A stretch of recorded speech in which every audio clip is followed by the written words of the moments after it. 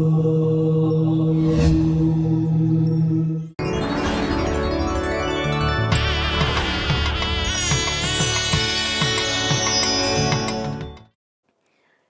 சங்கரா TV நேயர்களுக்கு வணக்கம். சுபதினம் நிகழ்ச்சியில் அனைவரையும் சந்திப்பதில் மிக மிக மகிழ்ச்சி. இன்னைக்கு ஜனவரி மாதம் 13ஆம் தேதி வெள்ளிக்கிழமை. இந்த நாளுக்கான 12 ராசிக்கு பலன் மற்றும் பரிகாரங்கள் பார்க்கலாம். அதோடு சேர்ந்து இன்னைக்கு ஒரு அழகான திருப்புகழ் ஸ்தலங்களில் முருகன் ஆலயத்தை பார்க்க போகிறோம். இந்த ஆலயம் எத்தனை பேர் போய் பார்த்துருப்பீங்க அப்படின்னு தெரியாது. கோயம்புத்தூர் மாவட்டத்தில் மேட்டுப்பாளையம் தாலுக்காவில் இருக்கக்கூடிய இரும்பறை, இதுதான் ஊரினுடைய பெயர். இங்கே இருக்கக்கூடிய முருகனினுடைய பெயர் ஓதிமலை ஆண்டவர். இந்த சரித்திரம் ரொம்ப ஒரு அழகான சரித்திரம். நம்ம 12 ராசிக்கு பலனை பார்த்துவிட்டு கதையை பார்க்கலாம். மேஷ ராசி நேயர்களுக்கு இன்னைக்கு காலையிலேயே நல்ல செய்திகள் காத்துட்ருக்குது. அது அலுவலகமாக இருக்கலாம், குடும்பமாக இருக்கலாம். இந்த நல்ல செய்திக்காக இன்னைக்கு நீங்கள் காலை நேரத்தில் வரக்கூடிய இந்த செய்தி உங்களுக்கு நாள் முழுவதுமே சந்தோஷத்தை கொடுப்பதாகவே அமைய போகுது. மேஷராசி அன்பர்களுக்கு அலுவலகம் சார்ந்த விஷயத்திலையுமே நல்ல ஒரு மாற்றத்தை நீங்கள் எதிர்பார்க்கலாம்.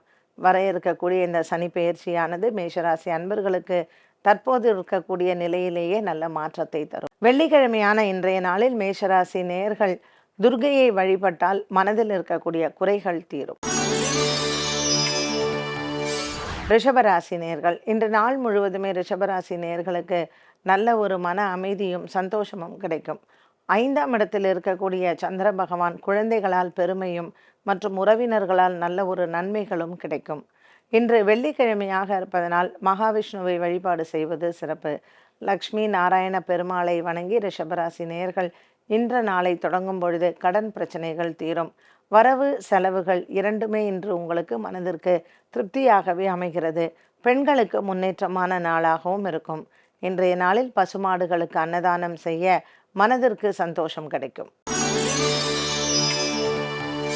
மிதுன ராசி அன்பர்கள், இன்று நாள் முழுவதுமே மிதுன ராசி நேயர்களுக்கு நல்ல ஒரு மன நிறைவான நாளாக அமைகிறது. பல மாதங்களாக இழுபறியில் இருந்து வந்த வியாபார நிலைமைகள் இன்றைய நாளில் மாறும். எதிர்பார்த்த கடன் உதவி கைக்கு சேரும். பல மாதங்களாக நீங்கள் எண்ணிக்கொண்டிருந்த முயற்சி செய்து கொண்டிருந்த ஒரு சில விஷயங்கள் இன்று கைக்கு கிடைக்கும் பொழுது மனதிற்கு திருப்தியும் சந்தோஷமும் கிடைக்கும். இன்றைய நாளில் மிதுன ராசி அன்பர்கள் வெள்ளிக்கிழமை ராகு காலத்தில் துர்க்கைக்கு தீபமேற்றுவது சிறப்பு. மேலும் மாலை நேரத்தில் ஆண்டாள் சன்னதியில் மாலை சாற்றி அர்ச்சனை செய்ய அஷ்டம சனிக்கு நல்ல பரிகாரமாகும். கடகராசி அன்பர்கள், இன்று நாள் முழுவதுமே கடகராசி அன்பர்களுக்கு நல்ல ஒரு உற்சாகமான நாளாக அமைகிறது.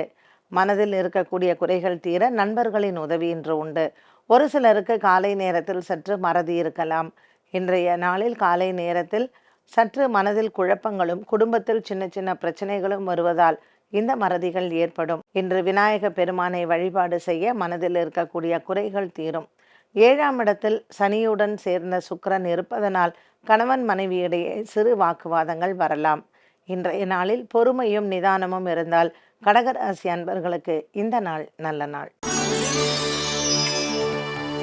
சிம்மராசி அன்பர்கள், இன்று நாள் முழுவதுமே சிம்மராசி நேயர்களுக்கு நல்ல ஒரு தைரியமான நாளாக இருக்கும். குழந்தைகளுக்கு கல்வி கேள்வியில் நல்ல ஒரு முன்னேற்றத்தை பார்க்கலாம். படிப்பில் நல்ல ஆர்வமும் நல்ல தேர்வில் மதிப்பெண்களும் கிடைக்கக்கூடிய நாளாக இருக்கும்.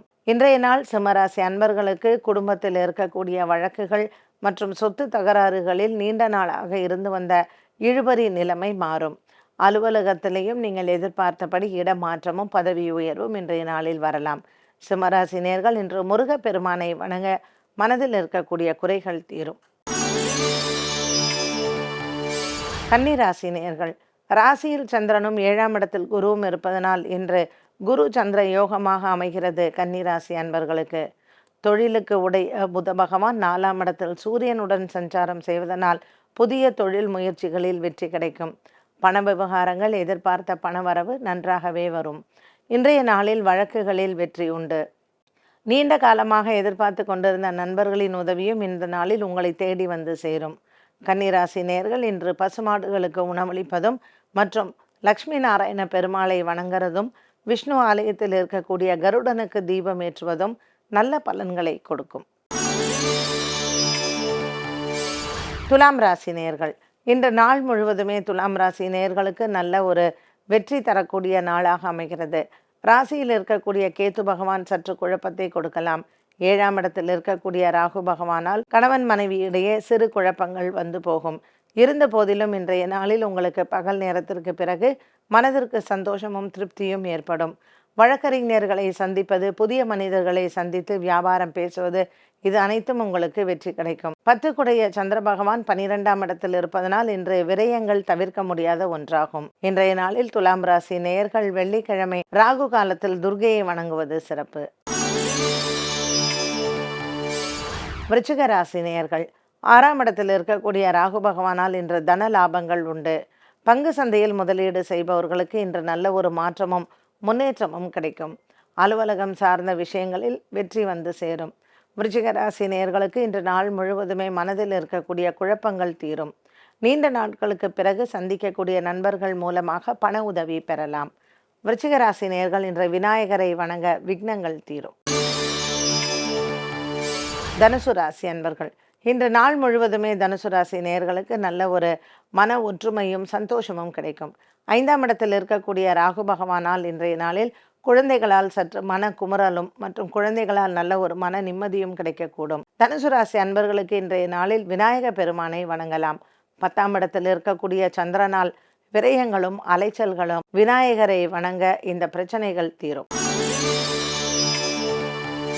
மகர ராசி நேயர்கள், இன்று நாள் முழுவதுமே மகர ராசி நேயர்களுக்கு நல்ல ஒரு மன நிறைவான நாளாக இருக்கும். பாக்கியத்தில் இருக்கக்கூடிய சந்திர பகவானால் நல்ல ஒரு முன்னேற்றமும் வியாபாரத்தில் நல்ல மாற்றத்தையும் பார்க்கலாம். மகர ராசி அன்பர்களுக்கு 4ஆம் இடத்தில் இருக்கக்கூடிய ராகு பகவானால் வீடு சம்பந்தப்பட்ட பிரச்சனைகள் தீரும். குழந்தைகளால் மன நிம்மதியும் மற்றும் விளையாட்டுத் துறையில் இருக்கக்கூடிய குழந்தைகளுக்கு பாராட்டுகளும் கிடைக்கும். வெள்ளிக்கிழமையான இன்றைய நாளில் மகாவிஷ்ணுவை வணங்கலாம். கருடனுக்கு தீபமேற்றி அர்ச்சனை செய்ய கிரகங்களால் ஏற்படக்கூடிய தோஷங்கள் தீரும். கும்பராசி நேயர்கள், இன்று நாள் முழுவதுமே கும்பராசி நேயர்களுக்கு நல்ல ஒரு மன நிறைவான நாளாக இருக்கும். 5 குடைய புத பகவான் இன்றைய நாளில் உங்களுக்கு லாபத்தில் இருப்பதனால் கும்பராசி நேயர்களுக்கு நல்ல ஒரு மாற்றத்தை கொடுக்கக்கூடிய நாளாக இருக்கும். சதயம் பூரட்டாதி நட்சத்திரக்காரர்களுக்கு சந்திராசிரமமாக இருந்தாலும் கூட இன்றைய நாளில் உங்களுக்கு மன நிம்மதியும் நல்ல ஒரு பாராட்டுகள் கிடைக்கக்கூடிய நாளாகவும் அமைகிறது. இன்று அன்னதானங்கள் மேற்கொண்டு மற்றும் பசுமாடுகளுக்கும் உணவளிக்கலாம்.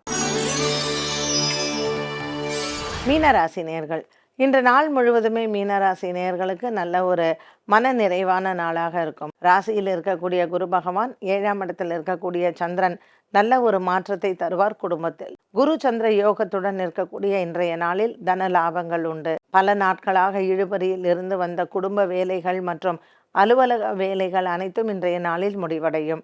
எதிர்பார்த்த பண உதவி வியாபாரிகளுக்கு கிடைக்கும். மீனராசி அன்பர்களுக்கு இன்று உயர்வான நாளாகவே அமைகிறது. இன்றைய நாளில் மீனராசி அன்பர்கள் விநாயகரை வழிபடலாம். மேலும் அன்னதானங்கள் மேற்கொள்ள இன்று உங்களுக்கு இருக்கக்கூடிய பிரச்சனைகள் தீர்ந்து கனவுகள் நிறைவேறும். என்ன நேயர்களை, 12 ராசிக்கும் உண்டான பலன் மற்றும் பரிகாரத்தை பார்த்தோம் இல்லையா? இன்று நம்ம திருப்புகழ் ஸ்தலங்களில் பார்க்கக்கூடிய இடம் கோயம்புத்தூர் மாவட்டத்தில் இரும்பறை அப்படின்னு சொல்லக்கூடிய இடத்தில் ஓதிமலை ஆண்டவர். இது ஒரு முருகன் கோவில், ரொம்ப ஒரு அழகான கோவில். இங்கே ஆடி பெருக்கு ரொம்ப விசேஷம். அதே மாதிரி ஆடி கிருத்திகை ரொம்ப விசேஷம். சித்ரா பௌர்ணமி ரொம்ப விசேஷம். இந்த மார்கழி மாதம் ரொம்ப விசேஷம். இந்த இடம் மலை மேலே குன்றின் மேல் இருக்கக்கூடிய முருகப்பெருமான். இரும்பறை அப்படின்னு ஏன் பெயர் வந்தது அப்படிங்கிறத ஃபஸ்ட்டு பார்க்கலாம். படைப்பு தொழிலை செய்து கொண்டிருந்த பிரம்மா ஒரு நாள் கைலாயத்திற்கு போகிறார்.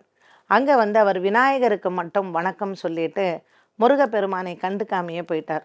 இது முருகனுக்கு கோபம் வந்தது. உடனே பிரம்மாவை கூப்பிட்டு பிரணவத்திற்கான அர்த்தத்தை கேட்கிறார். பிரம்மா தெரியவில்லை அப்படின்னு சொன்ன உடனே இரும்பு அறையில் போட்டு அவரை பூட்டு விடுகிறார். அந்த இடம் இதுதான். அந்த இரும்பறை அப்படின்னு சொல்லி இந்த இடத்தில் அவர் பிரம்மாவை பூட்டி வைத்ததனால், சிறை வைத்ததனால் இந்த இடத்திற்கு இரும்பறை அப்படிங்கிற பெயர் வந்தது. பிரம்மா 5 தலைகளுடன் இருந்ததால் முருகப்பெருமான் பிரம்மாவை சிறை வைத்த பிறகு படைப்பு தொழிலை அவர் எடுத்துக்கொண்டார் இல்லையா? அதனால இங்கே இருக்கக்கூடிய முருகனுக்கு 5 தலைகள் இருக்குது அப்படிங்கிறதும் இங்கே இந்த ஸ்தல வரலாறில் வந்து சொல்கிறாங்க. இதில் இன்னொரு கதை என்ன, இந்த புராண கதை என்ன அப்படின்னு பார்த்தீங்கன்னா, போகர் வந்து பழனி மலைக்கு போகிறார். அந்த பழனி மலைக்கு போகும்பொழுது அவருக்கு வழி தெரியவில்லை. அப்போ இந்த இடத்துல தான் என்ன பண்ணுறார், அவர் யாகம் பண்ணுறார். அவர் யாகம் பண்ண அந்த இடம் இன்றைக்கும் அந்த மண் வந்து வெண்மை நிறமாக இருக்குது. இதைத்தான் முக்கிய நாட்களில் பிரசாதமாக இங்கே வந்து கொடுக்கிறார்கள்.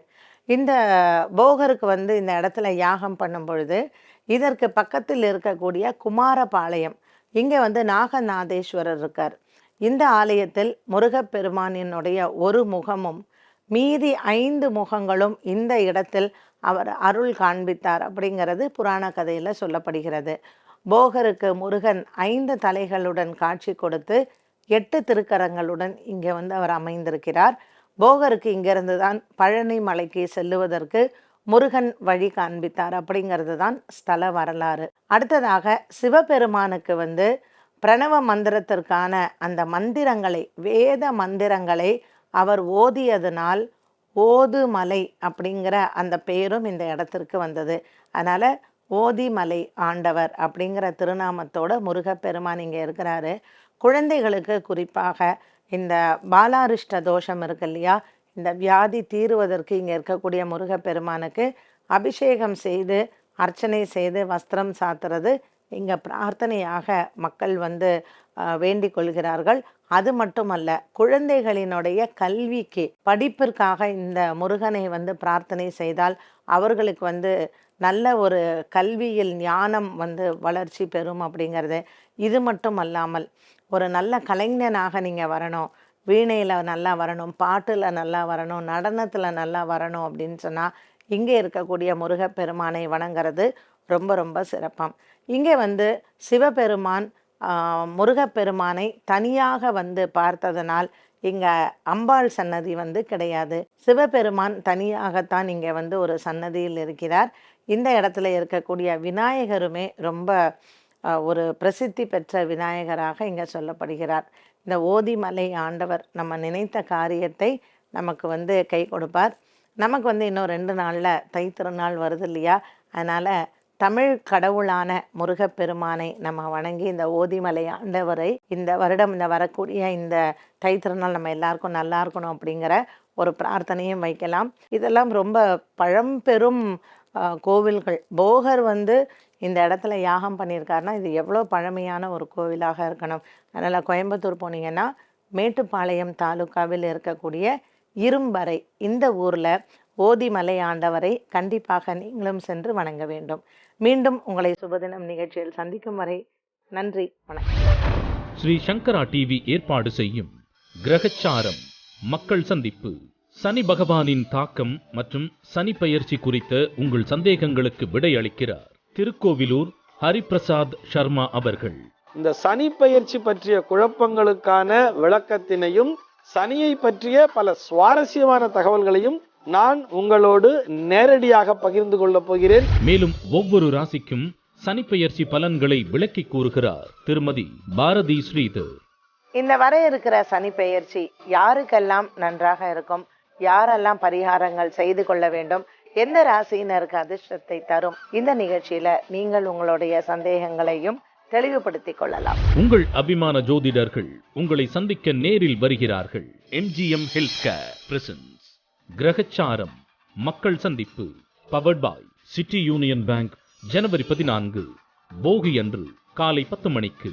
இடம் வாணிமகால், டி நகர். அனைவரும் வருக, தெளிவு பெறுக. அனுமதி இலவசம். வாணிமகால் மற்றும் அண்ணா நகர் ஸ்ரீ சங்கரா தொலைக்காட்சியில் என்ட்ரி பாசுகளை பெற்றுக்கொள்ளலாம். கிரகச்சாரம் title sponsor MGM Healthcare Chennai, powered by City Union Bank, Rasiana Bank, Easyana Bank.